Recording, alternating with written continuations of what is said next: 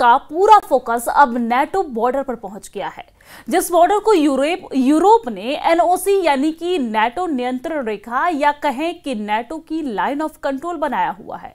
रूस की फोर्स अब उसे खुल्लम खुल्ला चैलेंज कर रही है। पुतिन ने टारगेट पर अब वो देश है जिन्होंने बॉर्डर से यूक्रेन को हथियार सप्लाई किए हैं। खास रिपोर्ट देखिए।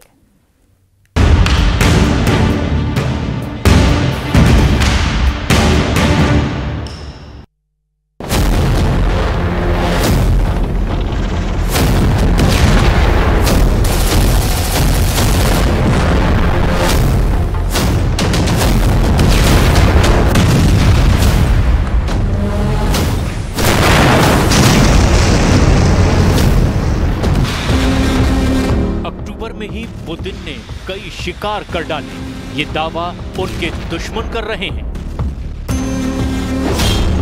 यूक्रेन के बाद पोलैंड के साथ रोमानिया, इसके अलावा एस्टोनिया और डेनमार्क, इन देशों पर पुतिन का ड्रोन वाला खतरा मंडरा रहा है।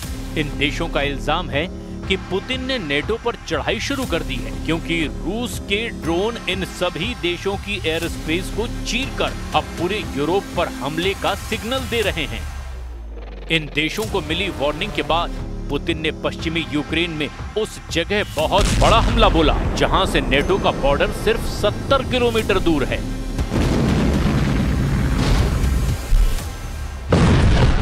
रूस ने पोलैंड बॉर्डर के करीब यूक्रेन के ल्यूव शहर पर बहुत बड़ा हमला कर दिया है।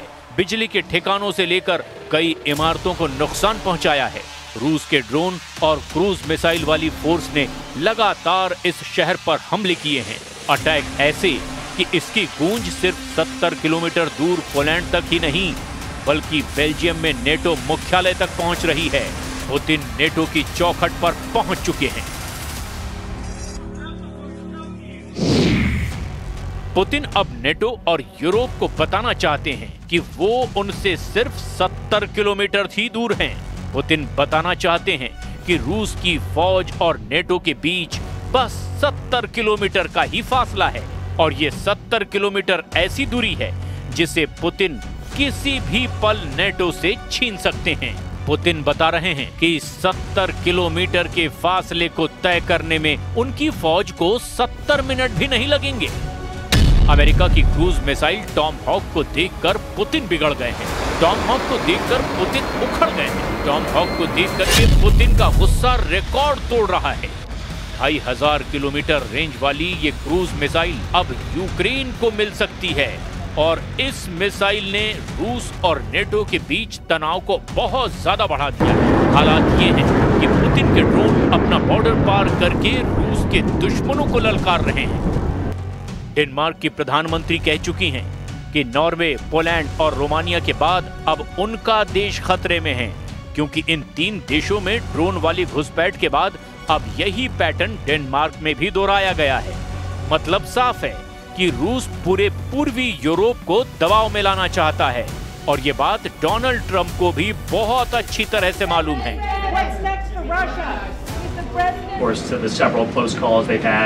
with the Danish military during the EU leaders meeting in Copenhagen. It's something the administration takes very seriously, and we are constantly monitoring it. The National Security Council here at the White House is in constant correspondence with our NATO allies, and the President speaks to many of them as well. Germany ने Putin को भड़काने वाला एक और कदम उठाया है। Germany के रक्षा मंत्री बोरिस पिस्टोरियस ने लिथुआनिया जाकर के रूस को आमने सामने के युद्ध के लिए ललकार दिया। जर्मन रक्षा मंत्री ने कहा कि बाल्टिक देशों को बचाने के लिए उनका देश बिल्कुल तैयार है, और जर्मनी इस इलाके में रूस को मुंहतोड़ जवाब देगा। इसके लिए लिथुआनिया में 2026 तक जर्मनी के 2000 सैनिक तैनात रहेंगे। पुतिन से नेटो की लड़ाई का खतरा बहुत बड़ा है। रूस से लड़ने के लिए फ्रांस पहले ही तैयार बैठा है। फ्रांस का सबसे खतरनाक जेट राफाल लगातार पोलैंड के आसमान में गश्त लगा रहा है। युद्ध का माहौल अंगड़ाई ले रहा है। ये फ्रांस के राफाल जेट हैं, जिन्हें भेजने वाले इमैनुअल मैक्रों हैं। अब पुतिन से टक्कर लेने के लिए इमैनुअल मैक्रों पूरी तरह से आगे आ गए हैं। फ्रांस दावा कर रहा है कि नेटो को रूस से वो बचाएगा। फ्रांस ने रूस को यूक्रेन के बॉर्डर पर रोकने के लिए अपने सबसे खतरनाक फाइटर जेट राफाल को पोलैंड में तैनात कर दिया है। राफाल बख्शेगा नहीं, इसकी गारंटी राफाल पर लगी मिसाइल दे रही है। राफाल के विंग टिप पर लगी माइका मिसाइल ये एयर टू एयर मिसाइल है जो दुश्मन के विमान को 80 किलोमीटर की रेंज में मार सकती है। जब दूसरा राफाल पलटता है तो उसकी विंग्स के नीचे नजर आती है मैजिक सुपर 530 मिसाइल। इसकी रेंज है 40 किलोमीटर, यानी लंबी और छोटी दूरी। मैजिक सुपर 530 और माइका हर तरह के खतरों के लिए राफाल पूरी तरह से तैयार है और उसके सामने इस वक्त चुनौती है पुतिन के विमानों और रूस से लॉन्च होने वाले ड्रोन को रोकने की। ये बात मैक्रो भी जानते हैं और इस बात से डोनाल्ड ट्रंप भी बहुत अच्छी तरह वाकिफ हैं कि एक बार पुतिन ने यूक्रेन के बाद नेटो की तरफ कदम बढ़ाया तो पहला हमला बाल्टिक देशों या फिर उनके दक्षिण में ही पोलैंड पर होने का खतरा है और फिर आगे की राह पुतिन खुद तैयार कर लेंगे। पुतिन की तैयारी चौतरफा नजर आ रही है। वो युद्धाभ्यास करके समंदर से ज़िरकॉन हाइपरसोनिक मिसाइल भी फायर कर रहे हैं। उनके सुखोई 34 सुपरसोनिक बॉम्बर भी तैयार कर दिए गए हैं। रूस और बेलारूस अपनी सेनाओं के बीच तालमेल बढ़ाने के लिए किसी भी हद तक जाने को तैयार हैं। पोलैंड इस तैयारी का सबसे बड़ा नुकसान उठा सकता है, इसकी आशंका पूरे नेटो को है। पुतिन की सेना ने 3.5 साल के युद्ध में सबसे खतरनाक अटैक की तैयारी शुरू कर दी है। रूस इस बार यूक्रेन पर नहीं बल्कि नेटो पर सबसे बड़े हमले के लिए खुद को आजमा रहा है, क्योंकि अमेरिका और नेटो ने भी रूस को दबाने में कोई कसर बाकी नहीं रखी है।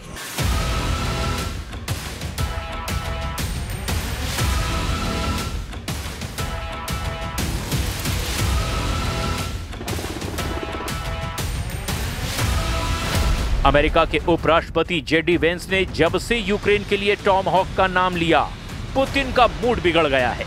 ज़ेलेंस्की ने अमेरिका से जब से टॉम हॉक मिसाइलें मांगी है, पुतिन यूक्रेन को लगातार बड़ी सजा देना चाहते हैं।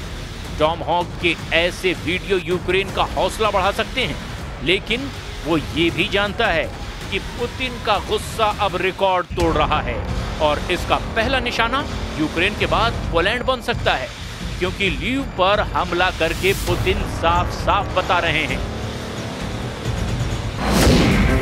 कि नेटो और यूरोप को मैसेज साफ है कि वो उनसे सिर्फ 70 किलोमीटर दूर है। पुतिन ने बता दिया कि उनके और नेटो के बीच अब बस 70 किलोमीटर का ही फासला है और ये 70 किलोमीटर ऐसी दूरी है जिसे पुतिन की फौज कभी भी नाप लेगी तो नेटो घुटनों पर आ सकता है। पुतिन बता रहे हैं कि 70 किलोमीटर के फासले को तय करने में उनकी फौज को 70 मिनट भी नहीं लगेंगे और इसीलिए अक्टूबर का महीना यूक्रेन और रूस के बीच नहीं बल्कि पुतिन और नेटो के बीच तनाव बढ़ा रहा है और इस महीने के आने वाले दिन बहुत अहम होने वाले हैं।